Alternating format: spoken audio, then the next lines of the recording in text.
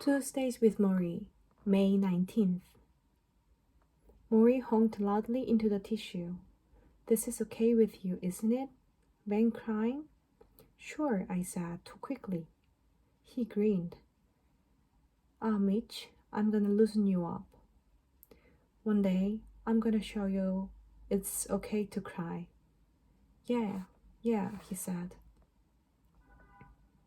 We laughed because he used to say the same thing nearly 20 years earlier, mostly on Tuesdays.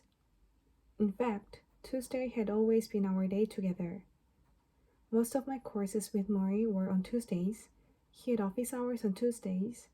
And when I wrote my senior thesis, which was pretty much Morrie's suggestion right from the start, it was on Tuesdays that we sat together by his desk or in the cafeteria or on the steps of Perlman Hall, going over the work. So it seemed only fitting that we were back together on a Tuesday here in the house with a Japanese maple out front. "Is that ready to go?" I mentioned this to Morrie. "We're Tuesday people," he said. "Tuesday people," I repeated. Morrie smiled. "Mitch, you asked about caring for people I don't even know. But can I tell you the thing that I'm learning most with the disease?" "What's that?" "The most important thing in life is to learn how to give out love and to let it come in." His voice dropped to a whisper.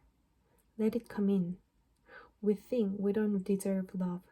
We think if we let it in, it become too soft, we will become too soft. But a wise man named Levine said it right. He said love is the only rational act." He repeated it carefully, pausing for effect. "Love is the only rational act." I nodded, like a good student, and he exhaled weakly. I leaned over to give him a hug. And then, although it is not really like me, I kissed him on the cheek. I felt his weakened hands on my arms, the thin stubble of his whiskers brushing my face. "So you will come back next Tuesday," he whispered.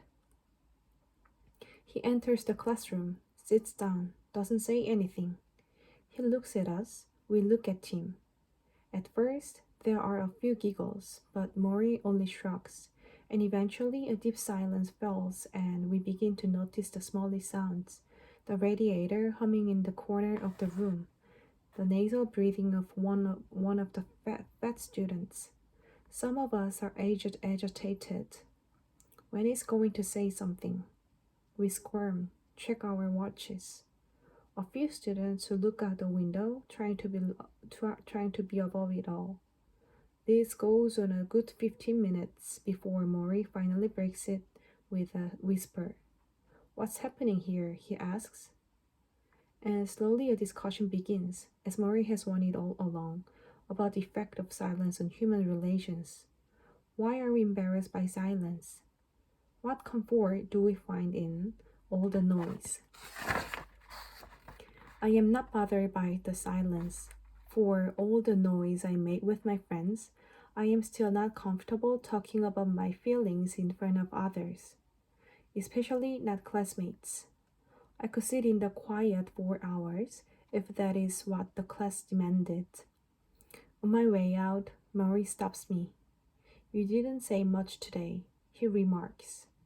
"I don't know, I just didn't have anything to add."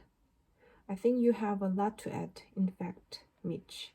You remind me of someone I knew who also liked to keep things to himself when he was younger." "Who?" "Me.